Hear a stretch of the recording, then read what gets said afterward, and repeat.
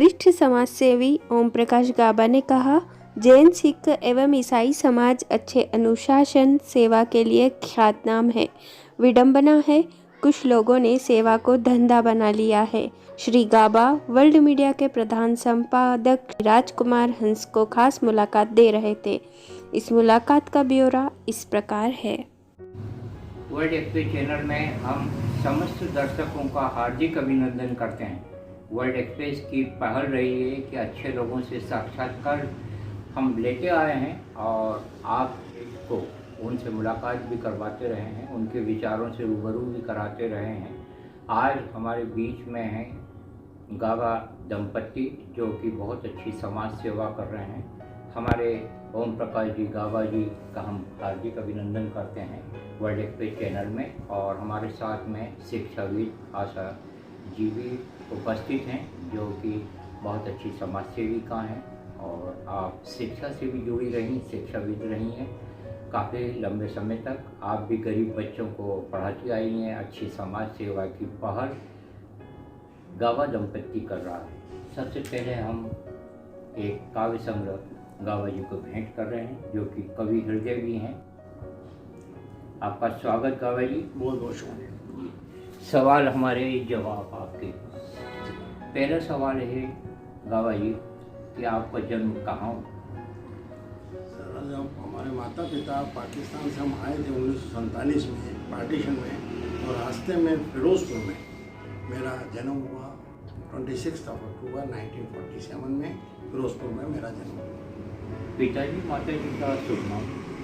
मेरे पिताजी का नाम श्री लाला केशवदास जी गाबा और माता जी का नाम श्रीमती कलावती गाबा था। दोनों जेठ। जी। आप मध्य प्रदेश में कब आए? सर, हम मध्य प्रदेश में 1948 में हम आ चुके थे महू में। जी। महू जो एक मध्य प्रदेश का एक अच्छा मिलिट्री एरिया है, उसका फुल फॉर्म ऐसा है, MHOW को मिलिट्री हेडक्वार्टर ऑफ वार कहते हैं। हम वहाँ पर आए।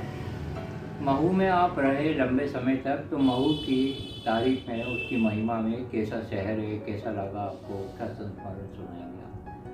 महू एक बहुत ही साफ सुथरा और कैंटोनमेंट एरिया है। बहुत अच्छे 3-4 स्कूल हैं और मिलिट्री एरिया होने के साथ साथ वहाँ के 2-4 बगीचे, डॉक्टर अंबेडकर का गार्डन, जहाँ पर डॉक्टर अंबेडकर का जन्म भी हुआ था, वो गार्डन भी है। हम पढ़ने के लिए मोस्टली उस गार्डन में जाया करते थे। साफ़ सुथरी सड़कें, और मिलिट्री एरिया होने के कारण हमको तो कई बार ऐसा सौभाग्य मिलता था कि जो मिलिट्री के जवान वहाँ बास्केटबॉल खेलते थे तो मैं भी उनके साथ खेलने चला जाता था और वो बड़े प्रेम से खिलाते थे। तो मिलिट्री का जो सबसे बड़ा अच्छा एक था कि वहाँ के सैनिक इतने अच्छे लोग थे कि हमको अपने साथ लेते थे। हमने उनसे डिसिप्लिन बहुत अच्छा सीखा।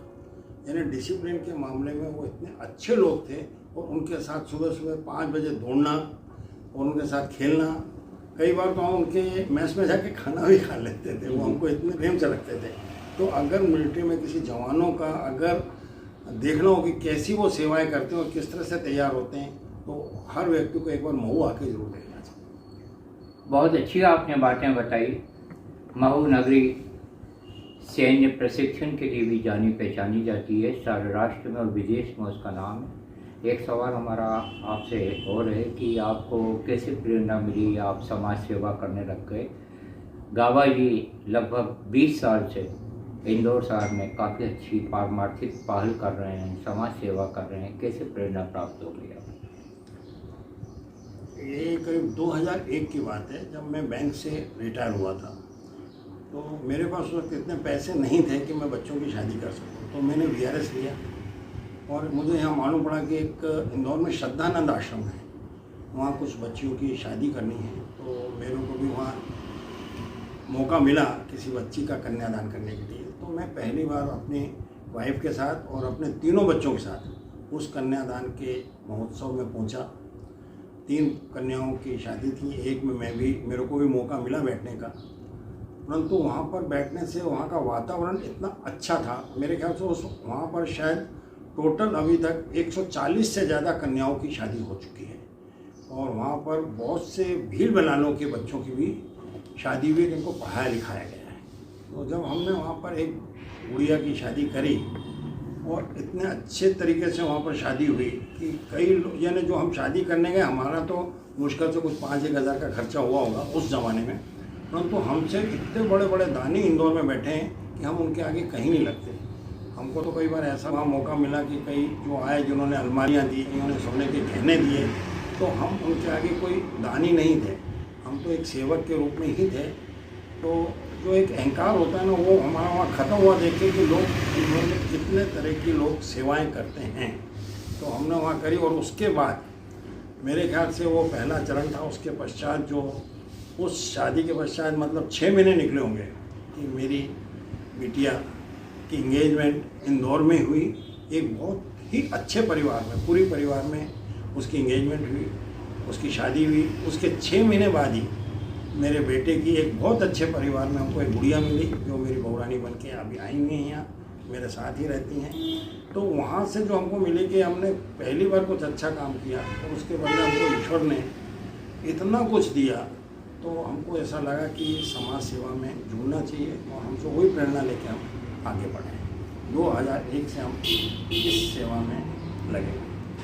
कहा है किसी कवि ने, दूसरों का दुखड़ा दूर करने वाले तेरे दुख दूर करेंगे भगवान, किए जा तो किए जा अच्छे अच्छे काम, तेरे दुख दूर करेंगे भगवान। जो व्यक्ति जैसा करता है वैसा उसको प्रतिफल मिलता है। बहुत अच्छा कार्य किया हमारे गाबा जी ने, तो उनको प्रभु ने बहुत अच्छाइयाँ दी।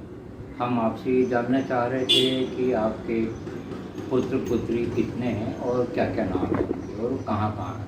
मेरा सबसे बड़ा बेटा मनोज कुमार गाबा, उसकी एक स्मॉल स्केल इंडस्ट्री है प्रीतमपुर में, पर बहुत ही छोटा सा काम है, कोई बहुत बड़ा काम नहीं है और ना उसकी ज़्यादा कमाई है। परंतु ईश्वर की दया से उसको जो पत्नी मिली वो एक बहुत ही अच्छी, यानी पढ़ी लिखी और हाउस वाइफ मिली है।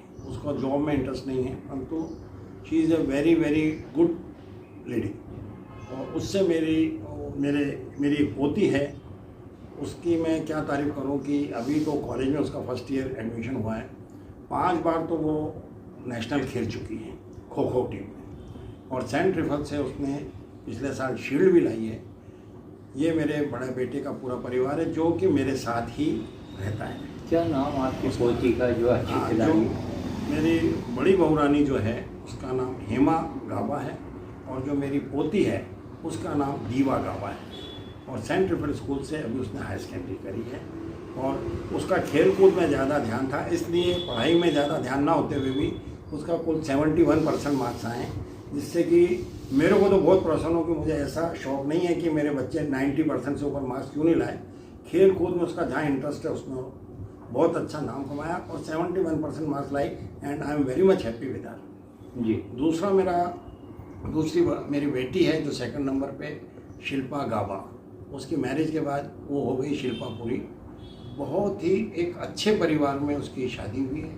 मेरा दामाद इतना भला व्यक्ति है, और वो दोनों अमेरिका में शिकागो में रहते हैं। उसके 2 बेटे हैं, और जो मेरी बेटी है शिल्पा गाबा, और मेरे जो दामाद जी जो कि बेटे के स्वरूप हैं, अचल जी पुरी, इनके 2 बेटे हैं, और एक बेटा कॉलेज पहुंच गया है और एक अभी स्कूल में है।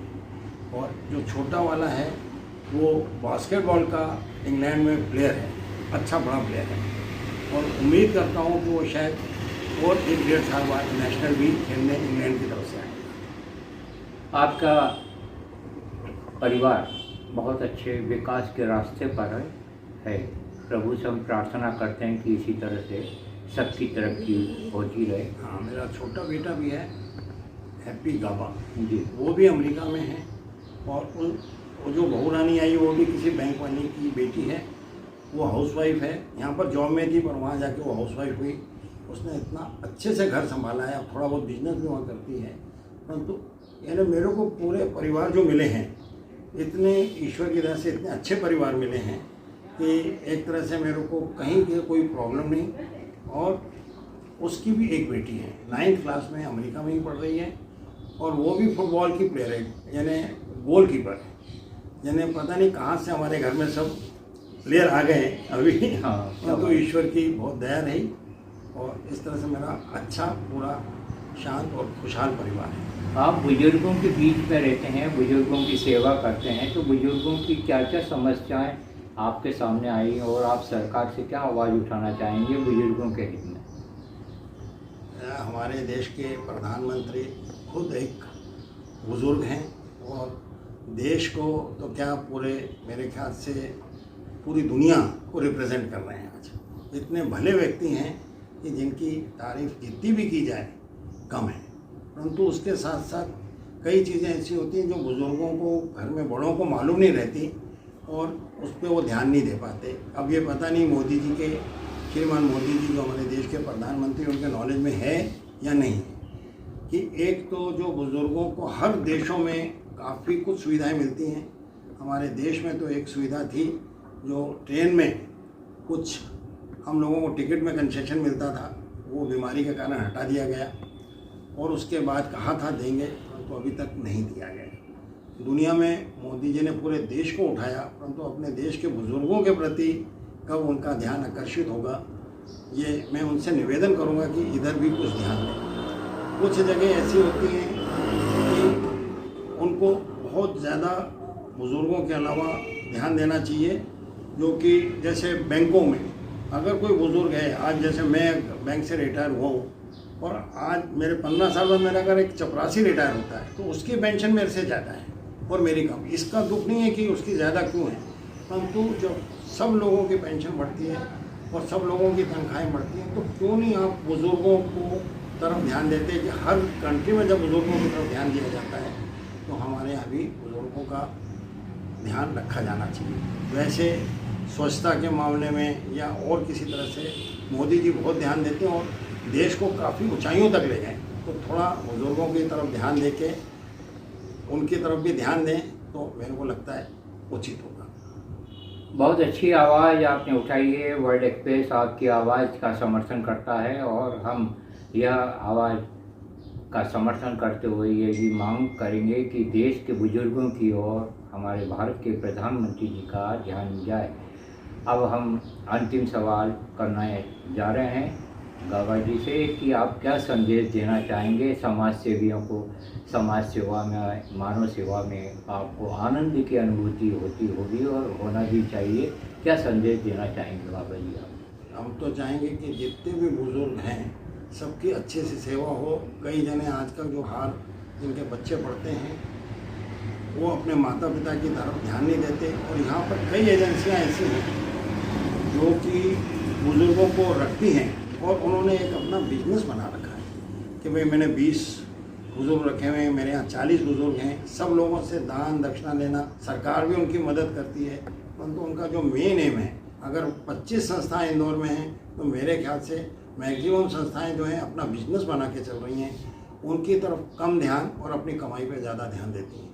और बुज़ुर्गों को अगर गरीबी में अपने जाना है तो आप वास्तव में ऐसी जगह जाओ, ये कौन सा जो दूध वाली जगह मैंने बताई थी, मांगलिया है, वहाँ जाओ। जो वास्तव में जो गरीब लोग हैं, जो ईंट के भट्ठे या ईंटें बनाते हैं, उनके छोटे बच्चों को देखो, उनके माता पिता को देखो जिनके तन पे कपड़े नहीं, तो बजाय यहाँ दान देने के अगर आप वहाँ खुद पर्सनल जाके या झाबुआ साइड जाएँ जहाँ भीड़ भिड़ाने हैं, उनको पर्सनली जाके आप अपने हाथों से अगर कपड़े दें, उनको आटा दाल चावल वहाँ दे के आएँ, तो मेरे ख्याल से वो बहुत अच्छा होगा जो अपने हाथ से दान देंगे। इसी तरह से जैसे मैंने ये चीज़ सरदारों में हो पाई है, गुरुद्वारों में, वहाँ अपन दान देते हैं तो वो किसी से मांगने नहीं आते। ये जैसे कई अनाथ आश्रम मांगते हैं कि हमको दो, वो कभी किसी से मांगने नहीं जाते। और उनके यहाँ गरीब आए, लखपति आए, करोड़पति आए या भिखारी आए, सब एक लाइन से बैठते हैं और सबका वो पेट भरते हैं। और वास्तव में जो सेवा सरदार लोग गुरुद्वारों में कर रहे हैं, ऐसी भावना सब में आनी चाहिए। इसी तरह से मैंने कुछ जैनियों में भी पाया है। जैन धर्म के जितने भी मंदिरों में जाओगे, वहाँ बगैर निश्चित सोच के और अच्छी तरह से वो लोगों को भोजन खिलाते हैं, मंदिर में दर्शन कराते हैं और वास्तव में देश की सेवा में अग्रगण्य हैं। तो उनका भी मैं बहुत शुक्रगुजार हूँ और अपने सरदार समाज का भी बहुत शुक्रगुजार हूँ। ईसाई समाज के बारे में क्या कहना चाहेंगे आप? महू में आप जो रहे हैं, एक स्कूल में रहे हैं, वो ईसाई समाज का स्कूल रहा है, तो आप क्या? मैं महू में पढ़ा हूँ और बचपन से ही एक मेरे घर के पास स्कूल था, राजेश विद्यालय, जैसे सेंट पॉल, सेंट स्टीफन, इसी तरह से राजेश विद्यालय रहा है, वहाँ मैं पढ़ा हूँ। और मुझे ये ध्यान है कि जिस समय वहाँ बड़ी बिल्डिंग बन रही थी तो उन्होंने हमको सिखाया था कि आप थोड़ी ईंटें भी उठा के यहाँ रख दिया करो, और मैंने ईंटें के, जब हाई स्कूल बन रहा था वहाँ ईंटें रखी, और वहाँ से जो मुझे प्रेरणा मिली, जो एक्चुअल में जो नियमावली सीखी, या जो अपने देश के प्रति जो यूँ कहो कि डिसिप्लिन, वहाँ मैंने बहुत पाया। और क्रिश्चियनों में एक चीज़ तो मैंने बहुत बहुत अच्छी पाई कि रात को सोने से पहले, क्योंकि मैं कई आसपास के परिवारों में रहता हूँ, रात को सोने से पहले सब लोग अपने प्रभु के आगे पूरा परिवार घुटने टेक करके प्रार्थना करता है। दूसरा, हर इतवार को वह सुबह उठ के नहा धो के गिरजे जरूर जाते हैं। अगर हमारे हिंदुओं में भी ये प्रथा हो जाए कि हफ्ते में कम से कम एक दिन हम सुबह उठ के मंदिर जाएं, ईश्वर का शुक्रगुजार करें, या सुबह उठ के ईश्वर के आगे हाथ जोड़ें कि जो तूने हमको दिया है उसके हम शुक्र गुजारें, और हमसे आगे से कोई पाप ना हो, हम कोई गलत काम ना हो, ऐसी हमको आप आशीर्वाद दें। इतना भी अगर वो 10 मिनट भी प्रभु को हफ्ते में भी एक दिन दें तो शायद हम लोगों के लिए अच्छा होगा। क्रिश्चियनों में तो यहाँ तक भी देखा है मैंने इंदौर में कि एमवाई से छोटे छोटे बच्चों को ले जाते थे और उनको पालते पोसते और बड़ा करते हैं, और ज़रूरी है कि वो थोड़ा अपना धर्म सिखाते हैं, इसमें कोई बात नहीं, पर यहाँ जो गरीब बच्चों को पटक जाते हैं या छोड़ जाते हैं उनको उठा के पालना। तो अगर मैं भी आज अगर पंजाबी हूँ, अगर मैं कोई एमवाई से बच्चा लाऊंगा तो मैं उसको बट नेचुरल पंजाबी बनाऊंगा। तो इस तरह से मैं इसमें कोई बुराई नहीं समझता। अगर इस तरह हर परिवार ये सोच लें हिंदुस्तान में, जो अपोज करता है, बुराई करता है, कि हम भी जहाँ जहाँ बच्चे मिलते हैं एक एक बच्चे को हम पाल के देखें कि कितनी आसानी आती है, और हम उनको पालें बड़ा करके और अपना नाम दें, देखो उससे देश कहाँ पहुँच सकता है। तो जो अच्छे काम कर रहे हैं उसकी तो मैं हमेशा बड़ाई ही करूँगा। बहुत रचना धर्मिता से जुड़ा हुआ ये साक्षात्कार आपको प्रेरित करेगा। सर्वधर्म एकता सद्भावना के पुजारी श्री गाबा जी अपना साक्षात्कार दे रहे हैं। हम आदरणीय भाभी जी से एक सवाल करना चाहेंगे। आशा जी हमारे बीच में हैं। कैसा लगता है भाभी आपको समाज सेवा में? आप एजुकेशन में भी रहे, आपने शिक्षा की दीक्षा भी दी, कई बच्चे भी तैयार किए, तो आपका मिशन के बारे में क्या बताएंगे? आप कैसा लगता? मुझे अच्छा लगता है। अपने टाइम जितना भी है हमारे पास, परिवार को देने के बाद जितना भी बचता है वो अच्छे काम में बच्चों को एजुकेशन दे, और साथ में उनको धर्म के बारे में भी थोड़ा सा बताएं, जिससे कि वो धर्म के प्रति हम आभार मानते हैं गाबा दंपति जी का, कि जो कि बहुत अच्छे समाज सेवा कर रहे हैं। और आपसे भी हम कहना चाहेंगे अपनी प्रतिक्रियाओं से आप हमें अवगत कराएं, जिससे कि हमारे राष्ट्र का और दुनिया का भला मानवता का मिशन महकता रहे। जय भारत, जय विश्व। नमस्कार।